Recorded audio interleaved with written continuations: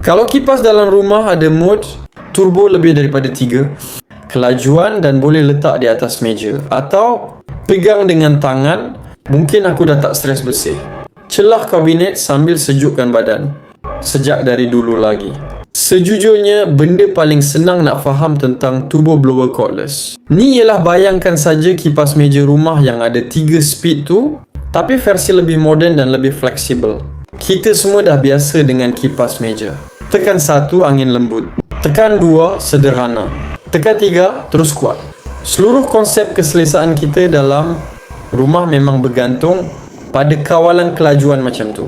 Bila aku pegang blower Uzian ni, perasaan dia sebenarnya sama, cuma pengalaman kawal angin tu jadi lebih direct dan lebih responsif. Kalau kipas meja beri pilihan 3 tahap angin untuk satu arah tetap, blower ni pula beri 6 tahap kelajuan, jadi kawalan rasa lebih halus. Logik dia sama. Bukan semua masa kita perlukan angin maksimum. Kadang cukup perlahan untuk rasa selesa. Kadang perlu kuat untuk rasa kesan cepat. Dari segi konsep pengguna, otak kita terus faham sebab dah biasa hidup dengan kipas meja adjustable sejak dulu lagi. Perbandingan paling ketara ialah cara kita kawal aliran udara. Kipas meja biasanya kita ubah kelajuan, kemudian dia terus berpusing dan hembus angin ke depan secara umum. Blower ni pula walaupun kecil, prinsip dia tetap kawalan kelajuan yang sama, cuma angin dia lebih fokus dan boleh respons lebih cepat bila tukar tahap. Satu lagi persamaan besar ialah dari segi keselesaan penggunaan. Kipas meja yang bagus mesti ada pilihan kelajuan supaya tak terlalu kuat atau terlalu perlahan.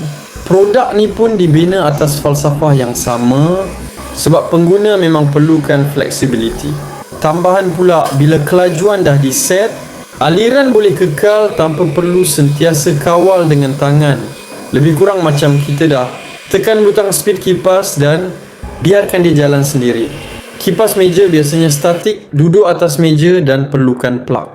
Produk ni pula cordless dengan bateri, jadi pengalaman dia rasa macam kipas meja yang dipadatkan jadi portable.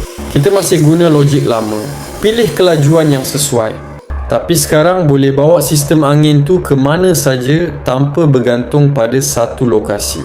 Sebab tu bila orang pertama kali cuba, dia tak rasa asing langsung. Semua orang pernah guna kipas meja 3 speed. Jadi bila jumpa alat yang masih guna konsep kawalan kelajuan yang sama, proses adaptasi jadi cepat. Tak perlu belajar teknikal, tak perlu faham mesin kompleks. Pilih saja tahap angin macam biasa dan terus guna. Kalau kau jenis yang suka produk yang konsep dia terus familiar, sebab sama macam kipas meja rumah yang dah guna bertahun-tahun tapi nak versi lebih fleksibel, lebih responsif dan lebih moden dari segi kawalan angin, memang menarik untuk cuba model turbo blower ni. Kalau nak rasa sendiri, pengalaman kawal angin yang logiknya sama macam kipas meja tapi dalam bentuk lebih compact dan portable, segera check out sekarang sebelum stok menjadi pre-order.